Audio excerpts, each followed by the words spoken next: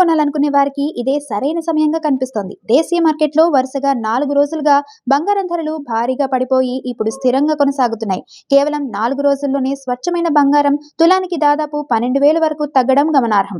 సాధారణంగా ప్రపంచంలో ఉద్రిక్త పరిస్థితులు, ముఖ్యంగా యుద్ధాల సమయంలో బంగారానికి డిమాండ్ పెరిగి ధరలు పెరుగుతాయి. కానీ ప్రస్తుతం పరిస్థితి భిన్నంగా ఉంది. అమెరికా డాలర్ బలపడటం, బాండ్ ఈల్డ్స్ పెరగటం, అలాగే ఫెడ్ వడ్డీ రేట్లు తగ్గించకపోవడం వల్ల పెట్టుబడిదారులు బంగారం కంటే డాలర్ వైపు మొగ్గు చూపుతున్నారు. దీంతో పసిడి డిమాండ్ తగ్గి ధరలు పడిపోతున్నాయి. హైదరాబాద్ మార్కెట్లో ఈ రోజు 24 క్యారెట్ల బంగారం తులం ధర 1,45,970 వద్ద ఉండగా 22 క్యారెట్ల బంగారం 1,33,800 వద్ద స్థిరంగా ఉంది.